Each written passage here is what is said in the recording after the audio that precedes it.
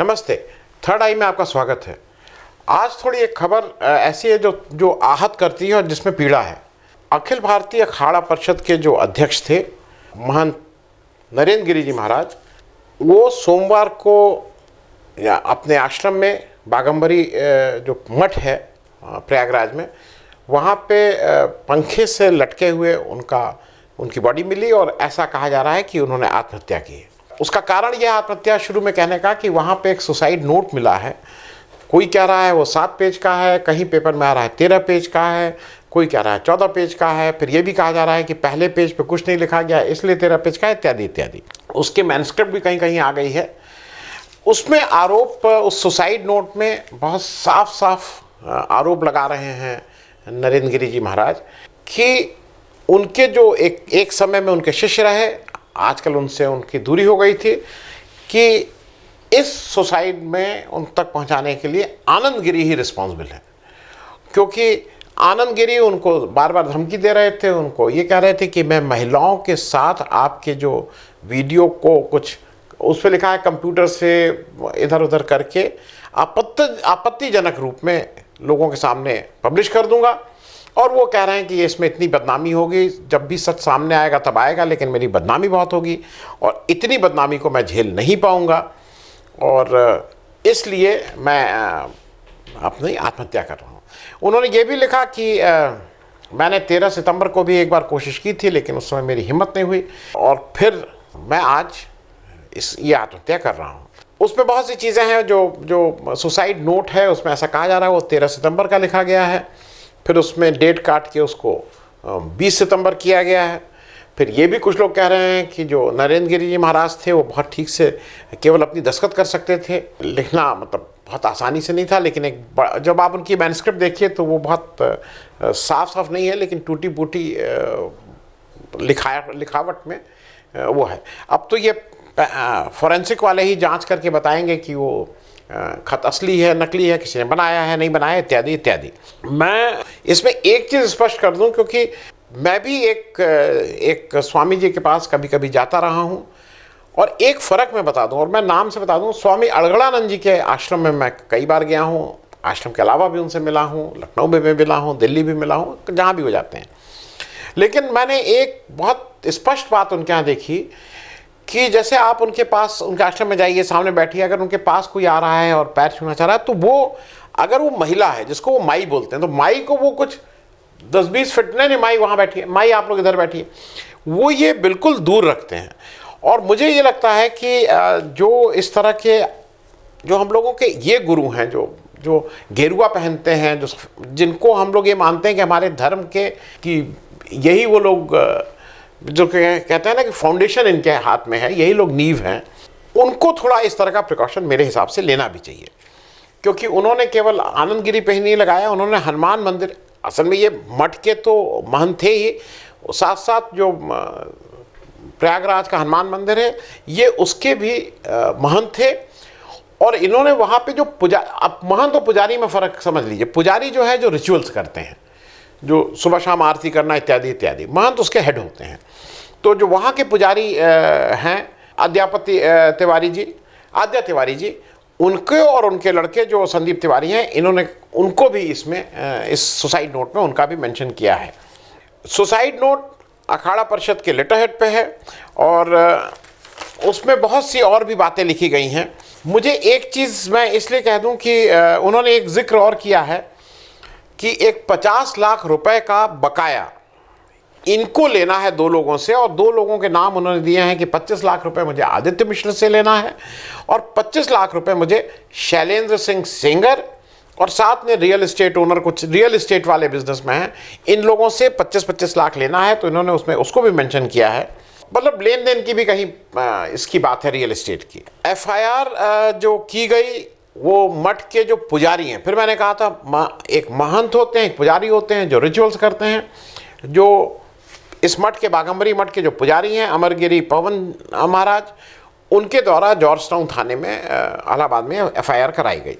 उस FIR में उन्होंने कहा कि 12:30 बजे भोजन करने के पश्चात, दिन का भोजन करने के पश्चात, वो रोज़ थोड़ी देर विश्राम करते थे नरेंद्र गिरि जी महाराज। वो अपने कक्ष में गए, 3 बजे वो शाम की चाय पीते थे, उस दिन उन्होंने कहा कि मुझे कोई जगाएगा नहीं जब तक मैं न बुलाऊं, और 5 साढ़े 5 तक जब वो नहीं जगे तो इन लोगों को लगा कि कुछ अजीब सा है। उनके शिष्य सुमित तिवारी, सर्वेश कुमार द्विवेदी, धनंजय ने जब दरवाज़ा खोला तो पंखे से लटकी हुई उनका शरीर मिला। लेकिन एक सरप्राइजिंग चीज़ ये, एक सुसाइड नोट में तो ये सारे उन्होंने अपने नाम दिए हैं, 3 नाम खास करके, आनंद गिरी और तिवारी जी, जो बाप बेटे का जो हनुमान मंदिर के पुजारी हैं। लेकिन जो FIR लिखाई गई है उसमें हनुमान मंदिर के जो पुजारी लोग हैं उनका नाम नहीं है। उन्होंने सुसाइड नोट में ये भी लिखा है कि मैंने जो भी यहाँ से वो हुआ पैसा आया वो मैंने अपना परिवार को या अपने किसी घर वाले को कोई एक पैसा नहीं दिया, एक पैसा मैंने यहाँ लगाया।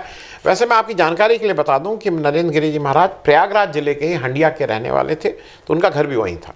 और इसको मैं इसलिए बता दे रहा हूँ कि उन्होंने ये भी बताया कि जो इनके गुरु थे बलबीर गिरि जी महाराज, जो इनसे पहले वहाँ के महंत थे, उन्हीं के पास इनकी समाधि बना दिया। और फिर इन्होंने एक वसीयत भी उसके साथ की। इन्होंने फिर एक वसीयत का जिक्र किया है उस सुसाइड नोट में, और उसमें उन्होंने एड्रेस किया है उसको बलबीर गिरि जी को। उन्होंने बलबीर गिरि जी जो इनके मुख्य शिष्य हैं उनको एक तरह से अपना उत्तराधिकारी किया है, और कहा है कि रजिस्टर्ड विल मैंने कर दी है, जो उनको उन्होंने बड़े हनुमान मंदिर और जो बागंबरी की गद्दी है वो बलबीर गिरि जी महाराज को सौंपी, और कहा है कि यही महंत बनेंगे, और बाकी उन्होंने बलबीर गिरि जी से कहा है कि जो बाकी उनके शिष्य हैं उनकी देखभाल करना। अब इसमें जो एक सबसे जो नाटकीय घटनाक्रम है वो है आनंद गिरि जी महाराज। अब आनंद गिरि जी महाराज कौन है उनका जरा ये समझ लिए। आनंद गिरि जी महाराज का वैसे नाम, ये जब बाबा बने उससे पहले अशोक चोटिया थे और भीलवाड़ा राजस्थान के रहने वाले थे। ये थोड़े जिसको बोलते हैं स्टाइलिश बाबा थे। महंगी गाड़ी, महंगी चीज़ें इनको अच्छी लगती थीं, और इनको पुलिस ने कुछ लोग कह रहे हैं हिरासत में लिया, कुछ लोग कह रहे हैं पूछताछ कर रहे हैं। इनकी 12 घंटे की पूछताछ हुई है। मेरे ख्याल में हिरासत में नहीं लिया है, क्योंकि उसके बाद ये बाहर आके आनंद गिरि महाराज ये सब कह रहे हैं। उन्होंने कहा है कि मेरा नरेंद्र गिरि जी से कोई डिस्प्यूट नहीं था। उन्होंने कहा कि उनसे नहीं था, लेकिन मठ की ज़मीन को लेकर विवाद था। तो जब मठ की ज़मीन, जब तुम उस मठ के कुछ थे नहीं, महंत जी ही, महंत सबसे बड़े उसके नरेंद्र गिरि जी थे, तो अब ये कहना कि नहीं महंत, ये बात को इधर उधर करने की बात है। साधु संतों का एक बड़ा समाज भी ये आके बार बार कह रहा है कि ऐसा हो ही नहीं सकता है कि नरेंद्र गिरि जी महाराज आत्महत्या करेंगे। और इन सब, और ये बात आनंद गिरि भी कह रहे हैं कि ये सब लोगों का जो जहाँ तक शक है वो ये है कि ये आत्महत्या नहीं, हत्या है। ये 2004 में इस मठ के प्रमुख बने थे, और फिर उसके बाद इस अखाड़ा परिषद में रहे। अखाड़ा परिषद में ये 2 बार चुन के अखाड़ा परिषद के अध्यक्ष बने हैं। मैं उस पर भी 2 मिनट आपको बता दूं कि अखाड़ा क्या चीज़ है। मैं इसलिए बता दूं कि ये बार बार अखाड़ा परिषद का नाम आ रहा है। ये अखाड़ा चीज़ क्या है, अखाड़े क्या हैं, ये समझ लीजिए। पहले जत्था या बेड़ा या अखाड़ा मुगल काल में आके इसको अखाड़ा कहा जाने लगा, और अपने बचाव के लिए, आत्मरक्षा के लिए ये शस्त्र विद्या भी, मतलब वेपन चलाना भी सीखते थे। कुछ लोग कहते हैं इस अखाड़ा की उत्पत्ति अलख या आश्रम से हुई है, लेकिन ये सब जगह है कि शंकराचार्य जी ने 8वीं सदी में इस अखाड़े का एक तरह से मतलब स्टार्ट किया था। और मुख्य क्या होता है कि जो इनका अखाड़ों का असली ये होता है कि जो कुंभ या अर्ध कुंभ हो, वहाँ स्नान को लेके एक हायरकी होती है। पहले कौन स्नान करेगा, बाद में कौन करेगा, वो कुछ ये इसलिए इनको बनाया गया ऑल इंडिया अखाड़ा परिषद को, कि ये आपस में अखाड़ों में कोई द्वंद्व ना हो। इनका बाकायदा चुनाव होता है, जो अध्यक्ष और सचिव सर्वसम्मति से चुने जाते हैं, और उसी में जैसा मैंने आपको पहले बताया था, नरेंद्र गिरि जी 2 बार उसके अध्यक्ष चुने गए थे। मैं अखाड़े में 1-2 चीज़ें आपको जल्दी से और बता दूं कि 3 मोटे उसके वो हैं। शैव सन्यासी संप्रदाय के 7 अखाड़े हैं, वैरागी वैष्णव संप्रदाय के 3 अखाड़े हैं, और उदासीन संप्रदाय के 3 अखाड़े हैं। कुल 13 अखाड़े हैं। सारे कुंभ में तो एक साथ स्नान करते हैं। 3 जगह कुंभ होता है, प्रयागराज, हरिद्वार और नासिक। लेकिन नासिक कुंभ में शैव के जो मानने वाले हैं वो त्र्यंबकेश्वर में स्नान करते हैं, जहाँ पे अपना ज्योतिर्लिंग भी है, और जो वैष्णव संप्रदाय को फॉलो करते हैं वो नासिक में करते हैं। यहाँ पे 2 अलग अलग जगह स्नान होता है, एक साथ नहीं करते हैं। अब जरा मैं आपको थोड़ी सी चीज़ ये बता दूं कि इसमें भी डिस्टिंक्शन है अखाड़ों में। जैसे कुछ सन्यासी अखाड़े हैं, कुछ बैरागी अखाड़े हैं, कुछ उदासी अखाड़े हैं, कुछ कल्पवासी अखाड़े हैं, इत्यादि इत्यादि। मैं थोड़ा आनंद गिरी जी के बारे में इसलिए बता दे रहा हूं कि आनंद गिरी जी को, जैसा मैंने कहा कि उनको वैसी लाइफस्टाइल वो थी, वो विदेश खूब जाते थे, वहाँ उनकी तरह तरह की फ़ोटो हैं, कभी महंगी गाड़ियों में, महंगे स्टीमर में, इत्यादि इत्यादि। एक फ़ोटो को लेके काफ़ी वो चर्चा में आए थे जब एक बिजनेस क्लास में हवाई जहाज़ में वो एक, जिसमें कहा गया था कि भाई शराब है, और उसको लेके उनकी फ़ोटो आ गई थी। तो बाद में उन्होंने कहा था नहीं नहीं, ये एप्पल जूस है। लेकिन मेरे हिसाब से अगर आप सन्यासी हैं और ख़ास करके गेरुआ पहने हुए हैं, तो कोई भी ऐसी चीज़ जिसका दूर दूर से रंग भी देखने में शराब जैसा हो, तो उससे दूर रहना चाहिए। क्योंकि हम सब लोग जो आपके, जिनकी आस्था है आप में, जो आप लोगों को मानते हैं, उससे आपको एक्सप्लेनेशन ना देना पड़े। कम से कम जो जिसको हम मानते हैं कि आप महाराज हैं या वो हैं, उनको ये देना पड़ेगा नहीं नहीं ये वाइन नहीं या शराब नहीं, ये एप्पल जूस था। ये बहुत ठीक नहीं रहता है। इनके ऊपर हालांकि ये कई विवाद रहे हैं। इसमें एक विवाद इनके ऊपर ये भी रहा है कि ऑस्ट्रेलिया में की कुछ महिलाएं थीं, जब 2016 या 18 में उन्होंने इनके ऊपर, जो महिलाओं के साथ वो होता है, उस इनके ऊपर चार्जेस लगाए थे। बाद में हालांकि आफ्टर तफ्तीश या जो कह दीजिए, उसके बाद वो छूट गए थे, क्लीन चिट मिल गई थी। लेकिन एक इंडिया टुडे के ने, अभी इंडिया टुडे के पास अभी एक टेप भी आया है, उसमें नरेंद्र गिरी जी महाराज और स्वामी ओम भारती जी, ये स्वामी ओम भारती जी कौन है? स्वामी ओम भारती जी इसी अखाड़े से संबंधित हैं, और ये महंत हैं ब्रह्मचारी कुटी नोएडा के। अब नोएडा में सेक्टर 82 में, सेक्टर 82 में इस ब्रह्मचारी कुटी की 12 बीघा ज़मीन है। और ऐसा जो रिकॉर्डेड है, जो इंडिया टुडे के पास, जिसका वो है फ़ोन की रिकॉर्डिंग है, जिसमें नरेंद्र गिरी जी और स्वामी ओम भारती जी बात कर रहे हैं कि कैसे लॉकडाउन में आनंद गिरी जी ने इस आश्रम पे और इस ज़मीन पे कब्जा करने की कोशिश की थी। इन्होंने पुलिस को बुलाया और पुलिस से इन्होंने कहा कि भाई इस पर कुछ कार्रवाई करो, लेकिन चूँकि आनंद गिरी जी की पुलिस में बहुत पैठ है, इसलिए ये कुछ नहीं हो पाया। दूसरा यह है कि इनका नरेंद्र गिरी से डिस्प्यूट चलता था, आनंद गिरी जी का।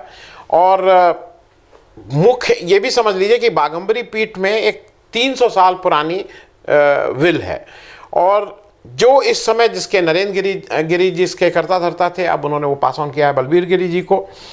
कुछ साल पहले उन पे आरोप लगा था, ये आनंद गिरी ने आरोप लगाया था नरेंद्र गिरी जी महाराज पे, कि इन्होंने पीठ की 8 बीघा ज़मीन करीब 40 करोड़ रुपए में बेच दी है। फिर आनंद गिरी जी ने नरेंद्र गिरी जी पे 2019 में एक और आरोप लगाया था कि इन्होंने, जो सचिव हैं इस आश्रम के, आशीष गिरी पर, की हत्या का आरोप भी इन पे लगाया था, नरेंद्र गिरी जी पे। तो नरेंद्र गिरी जी, उसके बाद हालांकि जांच हुई थी और नरेंद्र गिरी जी उसमें से बरी हो गए थे, उस क्लीन चिट मिल गई थी।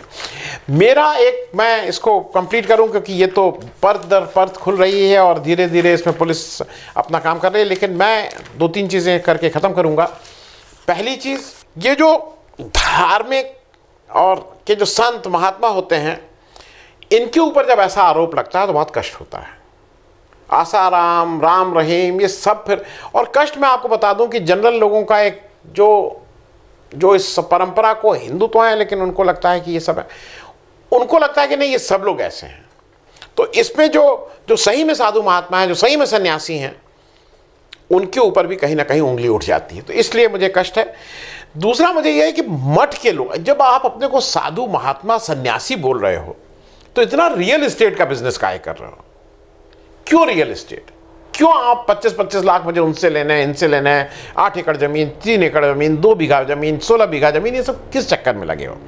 क्योंकि मेरे हिसाब से ये एक बिल्कुल कानून के रूप में आ जाना चाहिए कि कोई भी मठ के पास अगर कोई ज़मीन है तो वो बिक नहीं सकती है। आप पहले दिन कर दीजिए। आप, ये देश में कानून बनाया जा सकता है कि ये ज़मीन नहीं बिकेगी, लोगों की आस्था की बात है। और इसका उपयोग केवल और केवल, या तो आप किसी शिक्षा के लिए करिए, आप कोई स्कूल कॉलेज बन जाए, या चिकित्सा के लिए हॉस्पिटल बन जाए।